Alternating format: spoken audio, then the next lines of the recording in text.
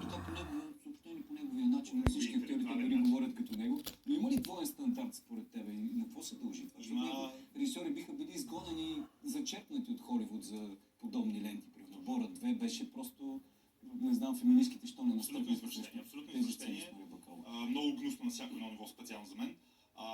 Много от нещата, които специално Саша Барон Коен прави, аз не съм офен, но това, което каза ти е най-важното, защото ако Холивуд нямаше двоен стандарт, той нямаше да има никакви стандарти. Това е основополагащ организиран принцип. Ако Саша Барон Коен направи най-гнусните, брутални шеги с малцинства, с който иде, той може да се защити и да каже, вижте, аз съм част от малцинството. Да, и аз съм в образ. И аз съм в образ. Да, и проблема е, че той излезе и публично се провъзгласи в защита на идеите за масова онлайн цензура на същия тип шеги, които го направиха милионер. Това е като да преминеш някъде, да са ти помогнали да преминеш на един връх и след това сам да изгориш моста, под който си преминал, за да не може никой друг да стигне този връх и да кажеш, опасно е вие да стигате като мен на върха. Невероятен лицемер, отвратителен човек. Както казваме ние, тук да си плюеш в паничката по някакъв това начин. Това правят в момента. Да. И за това, както и каза ти, наистина мисля, че публиката е писана от тази корпоративна култура, от тази стерилност и те искат именно този по-пиперлив хумор, който в крайна сметка, когато е хумор, то безвредно. Това ще гава. Аз виждам, че на хората им писнало други неща, примерно Ариел да бъде чернокожа.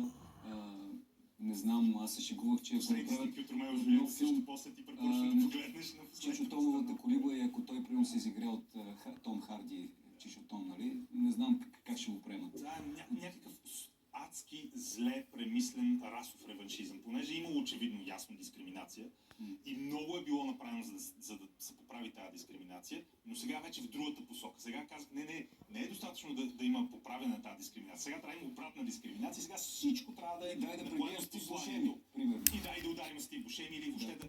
Кой човек може да пребие изобщо Стив Бушеми, един вече старец, слаб човек, един много мило изглеждащ човек, който според мен дори да го е познал. Дори беше объркан в България с Марк Антони. Не знам дали си спомняш за тази ситуация, той скоро я разказва. Като казах България, обаче, как е ситуацията в България? Българските звезди имат ли чувство за хумор? Нали? Знаем всички ситуацията с Асен Блатечки, който каза как се кривял Хоакин Феникс. Между другото, той доста добре се криви. Но дали българските звезди биха поели някой да коментира как те се кривят? Аз си мисля, че все още, именно защото няма тази култура на самоирония, чак до там стигнала, каквато беше тя и в Америка вече няма тази култура на самоирония.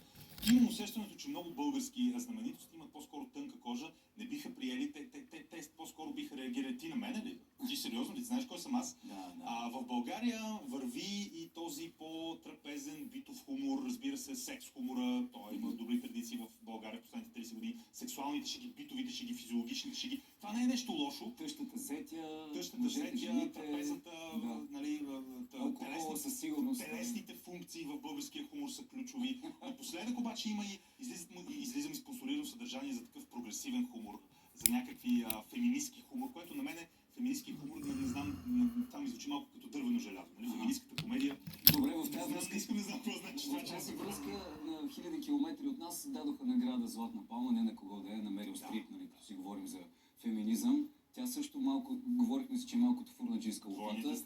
Харви Лайнстин ще излезе ли от затвора? Последно ти беше писал статия за него и това да ни е... Една от присъдите му падна, обаче има още присъди. Най-вероятно няма да излезе, но е възможно част от делата срещу него да започнат да се разпадат, именно защото в разгара на истерията около Мито са били твърде скълъпени. Но е факт, че Харви Лайнстин има изобилие доказателство, че е отвратителен сексуален хищник, който беше издигнат в статуса на божество от същите тези елити, които сега искат да кажат на останалите хора как да живеят. Конкретно от Мерил Стрип, за да не е случайно. Тя каза, ето Бог излиза на сцената. И след това каза, не, той беше паразит, иска, че хубаво е да се шегуваме, но в граници, разбира се, не с здравословното състояние на хората. Много ти благодаря за този разговор, както винаги беше изключителен събеседник. Хубав ден от мен, уважаеми зрители. Преди от това обаче 100% будни ще продължи с премиера на най-новия клип на графа Burnout. Виж как са ни обвързани нещата. Не бърнвайте аут.